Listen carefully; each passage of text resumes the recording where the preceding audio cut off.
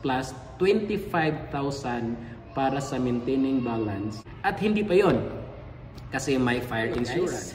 Good day! For today's video, naisipan kong gumawa ng kakaiba. Because normally in this channel, you can see about hotel tour or places, other places that we've been. But for today, it's all about mga dapat bayaran kung ikaw ay nag-apply ng home loan sa isang bangko sa Pilipinas.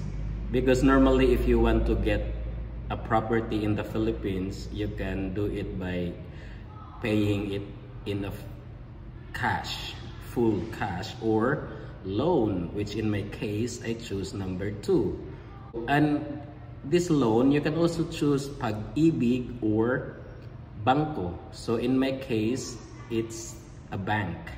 So I decided to make this video para malaman niyo kung ano ba talaga yung mga dapat babayaran para hindi kayo ma-surprise katulad ko. Kasi ako na-surprise ako. And I even thought one time that baka makapag-loan ako ulit ng cash para ibayad sa dapat bayaran ng home loan approval ko. Kasi may malaking babayaran talaga pag na-approve na yung home loan mo. So ano ba talaga ito? Is it really hidden? Kasi may narinig ako may nasabi na hidden charges. Is it really a thing? Or it just became hidden charges because we don't know? And in my case, I really didn't know. Because I didn't do my research. It's my fault actually. It's my fault. Because I didn't read and I didn't ask what are these. So hindi ko napatagalin. Ito yung mga babayaran dapat.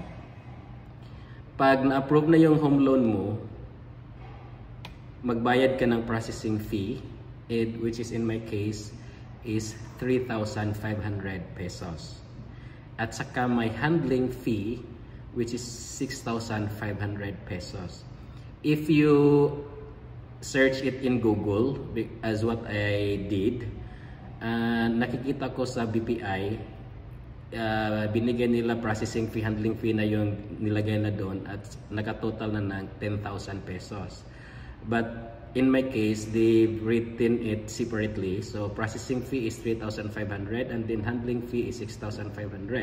So you might want to get a pen and a paper to write it, but don't worry, because at the end of this video I will write all these bayarin, okay? And then we also have the notarial fee, which is 1,500 pesos.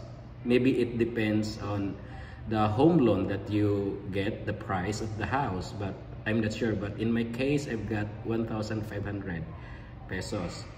And here comes the surprise. The documentary stamps. Dito lumaki yung mata ko na nanginginig ng kaunti kasi medyo malaki siya.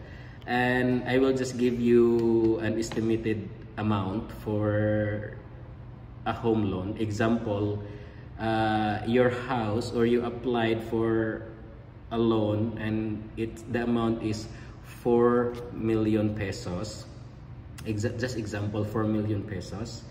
And then when I did a research about documentary stamp, it says you have to pay 1 peso and 50 centavos in every 200 pesos of the amount of the house that you are going to buy.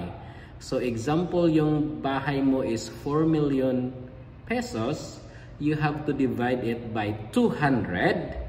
And the result will be multiplied by 1 peso and 50 centavos.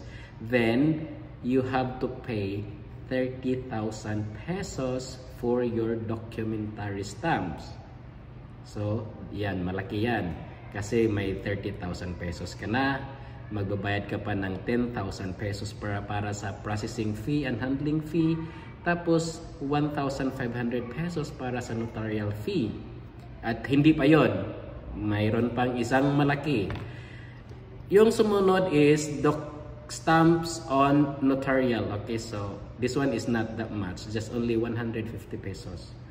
But the next is ROD, mortgage fees, or the registry of deeds. Hindi ko to alam, so nagpa-search naman ako. So ito pala yung parang transfer ng title something. And nung binasa ko, parang sa Google, sabi pag nasa Manila, it's like 20,000 pesos. Correct me if I'm wrong, but it was like that when I read it. And then outside Manila, it's like 30,000 pesos. So in my case, it's 24,000 pesos something. So that's it. Yan yung dalawang malaking babayaran, yung documentary stamps and the ROD. So example, you've got 4 million pesos na bahay. So yung documentary stamp mo is 30,000 pesos, and then yung ROD mo ilagay natin 25,000 pesos. That's already 55,000 pesos. Plus the 10,000 pesos for processing fee and handling fee. 65 plus notarial fee. Okay, and then next they let me pay cancellation of mortgage, 500 pesos. I haven't canceled and I don't plan to cancel it, but they let me pay already for 500 pesos. Okay, so yun yung mga babayaran lahat. Yung documentary stamp na 30,000 pesos. But as what I have said, depende sa amount ng bahay na kinuha mo ito, okay? And then the ROD, which I put like 25,000 pesos, plus yung processing and handling fee, 10,000 pesos. I think this one depends on the bank. And then the notarial fee, which is 1,500 pesos. And the cancellation of mortgage, which is 500 pesos. This one I think depends on the bank also. And then the notarial fee for the documentary stamps, which is 150 pesos. In total of 67,150